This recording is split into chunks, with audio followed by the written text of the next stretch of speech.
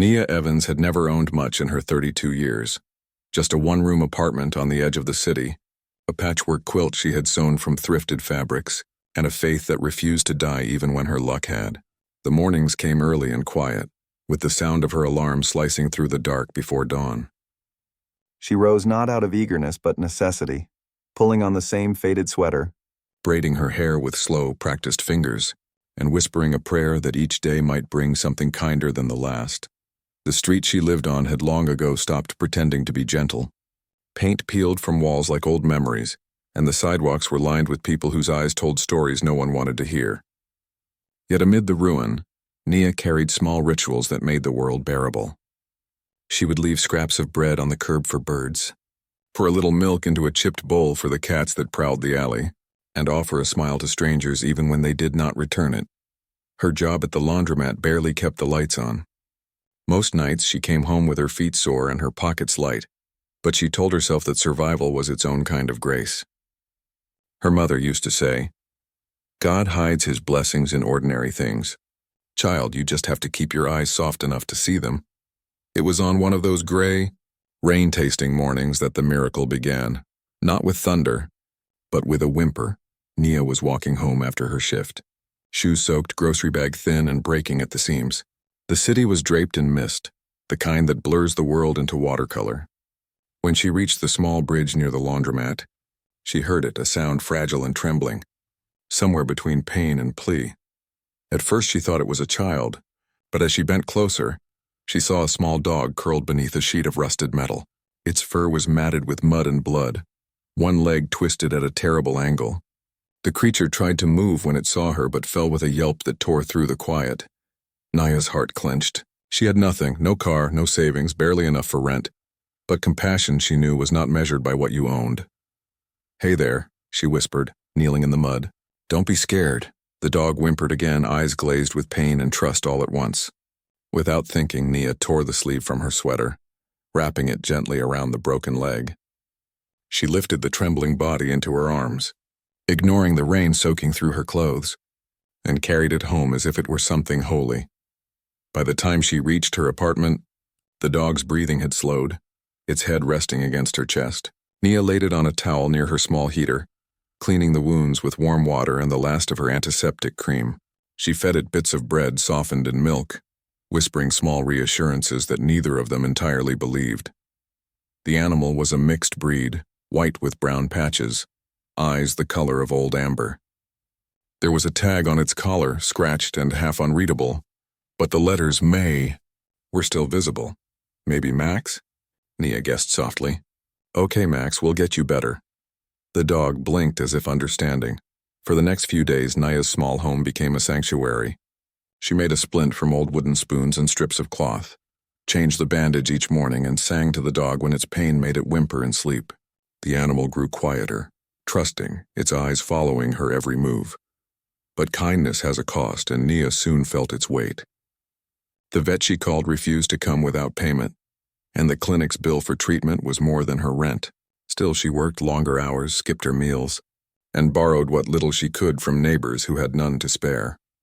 At night, when the street outside filled with sirens and laughter that wasn't happy, she would kneel by the dog and pray aloud. "If you've ever watched, Lord, if you've ever seen me try my best, then please let this one live." The dog's recovery was slow but steady. Within a week, it stood shakily on 3 legs, limping toward her with a wag of its tail. Nia wept the first time it licked her hand. It was strange, she thought, how an animal could bring back a kind of warmth she hadn't felt in years. The room didn't seem as cold. The nights didn't feel as long, but on the 7th morning, the miracle she had nurtured began to move toward another kind, the kind that turns a poor woman's act of mercy into a doorway she never knew existed. When Nia woke that day, Max was gone. The blanket she'd wrapped him in was rumpled, the door ajar. Panic surged through her. She searched the block, calling his name until her throat burned. Neighbors shook their heads, some smiling kindly, some not at all. Hours passed before she saw him again, far down the street, limping with determination, stopping every few steps to look back, as if urging her to follow. "Max?" she whispered. The dog barked once, short and sharp, and continued limping toward the main road. Against all logic, Nia followed. He led her across intersections, through puddles and crowds until they reached the edge of a quiet neighborhood she had never entered before.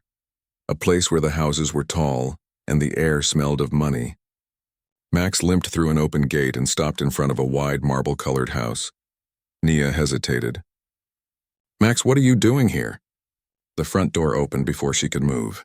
A man stood framed in the light, tall, well-dressed, his face marked by worry that turned to disbelief as he saw the dog. "Max," he shouted, running forward. The dog barked joyfully and collapsed into his arms. The man knelt on the wet driveway, clutching the animal with a sound halfway between laughter and tears. Then he looked up at Nia. "Where did you find him?" "Under a bridge," she said softly. "He was hurt. I just took care of him." The man rose slowly, eyes wide. "He's been missing for 12 days. We thought he was gone forever. I don't even know how to thank you." The man introduced himself as Elijah Lee, a name Nia had seen once or twice on billboards and city charity boards, a businessman with a reputation for generosity that she had always assumed was polished myth. He insisted she come inside, offering her warmth, food, and dry clothes. Nia refused twice before his kindness overrode her pride. The house smelled of cedar and coffee. Everything gleamed, the chandelier above, the quiet hum of wealth beneath. Yet the man's manner was simple. As Max devoured his meal beside the fireplace, Elijah poured Nia a cup of tea. "You saved his life," he said. "I can't imagine how you managed without help." She shrugged, embarrassed. "I just did what anyone would do." "Not everyone would," he said. "Most people would have walked away." When she told him her name, his eyes softened. "Nia Evans, I'll remember that." She expected the visit to end there. But when she rose to leave, he stopped her gently. "Please, let me at least repay you." "There must be something you need." She shook her head. "No, sir. I didn't do it for that." Elijah smiled faintly. "Then consider it gratitude, not repayment." He pressed a card into her hand. It bore his name and the address of the foundation he ran, a nonprofit that supported community employment. "If you ever need work or help of any kind, come here. Tell them I sent you." Nia tucked the card into her pocket with polite disbelief. The rich, she had learned, were kind in words and absent in follow-through. She thanked him, hugged Max goodbye, and stepped back into the cold dusk. But fate, like kindness, has a memory. Life returned to its hard rhythm. Nia went back to the laundromat, counting coins, rationing meals, writing her mother in the nursing home twice a week. Yet something unseen had shifted.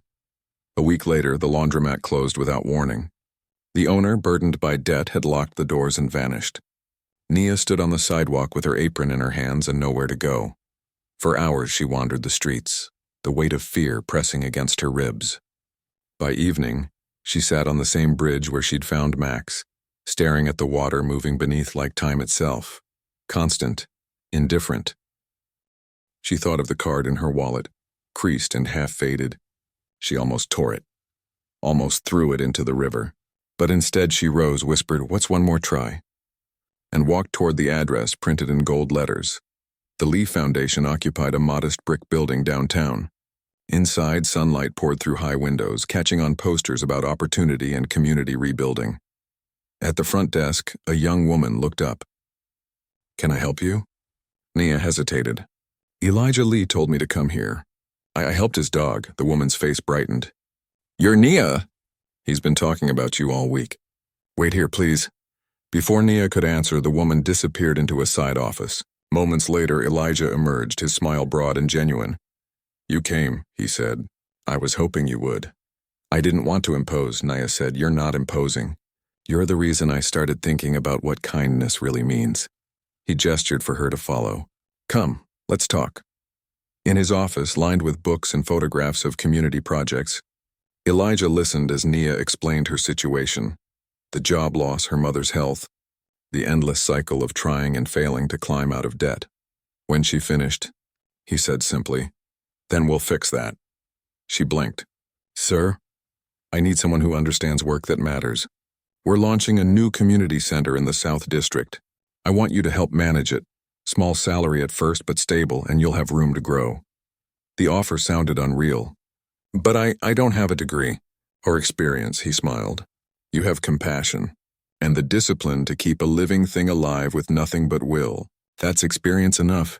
Nia's voice trembled. I don't know what to say. Say yes, Elijah replied softly, and she did. Weeks passed. The new job brought structure, purpose, and warmth. Nia helped coordinate food drives, wrote schedules, and greeted families who reminded her of her own younger self. Tired, proud, trying. For the first time she felt seen. One afternoon Elijah called her into his office. On the desk lay an envelope addressed in her name. "I think this belongs to you," he said. Inside was a check, far larger than she could comprehend, and a note written in neat script. "For the woman who proved that kindness is the richest currency. In memory of my late wife Mara, who believed the same."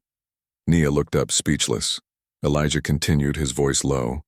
"Mara rescued Max years ago. He was her companion until she passed. The day he ran away was the anniversary of her death. When you found him, it felt as if she'd sent him back with a message, one last act of grace. And now, through you, that grace continues." Tears blurred Nia's vision. "I just did what anyone should," he smiled gently, "and that's what makes it a miracle." The months that followed reshaped Nia's world. Her mother's care was paid in full. The community center thrived, offering jobs and shelter to dozens who had once been invisible. Max became a fixture there, limping cheerfully through hallways, adored by every child who passed. And Nia, once the woman who fed stray cats and prayed over empty cupboards, was now called Director Evans by the people she served. Yet she never forgot where it began. A bridge, a cry in the rain, and a choice to kneel when others would have walked by. On quiet nights, she would sit by the center's window watching Max sleep beneath her desk. "You led me home, didn't you?" she'd whisper. The dog's tail would thump once as if in answer. The city never learned the whole story. Newspapers printed a short headline: "Local woman hired by foundation after saving CEO's lost dog." The world prefers tidy summaries for messy grace. But those who met Nia knew better. They saw how her kindness rippled through the neighborhood like sunlight across water. They watched as she taught others what her mother had taught her, that mercy, given freely, multiplies in secret. Years later, when the bridge near the laundromat was rebuilt, the workers found a small metal tag half buried in the dirt. On it were the letters May. The rest had worn away, but one could imagine the rest of the name. Nia kept it in her office as a reminder that sometimes miracles arrive limping, wearing fur, asking nothing but care, and leaving behind a map to redemption. And so, a poor woman who once mended wounds with borrowed gauze found herself healed by the very kindness she had given away. Because kindness, like faith, always returns home, just not always by the road you expect. And that's how Nia Evans, a woman who had nothing but compassion, found a miracle in the most unexpected form. A wounded dog who led her straight to hope. Her kindness turned into a new beginning, her mercy into a door she never thought would open. In a world often too busy to stop, her story reminds us that the smallest act of care can rewrite a life. Because when you choose kindness, you never walk alone. Sometimes even the lost find their way home by leading you there first.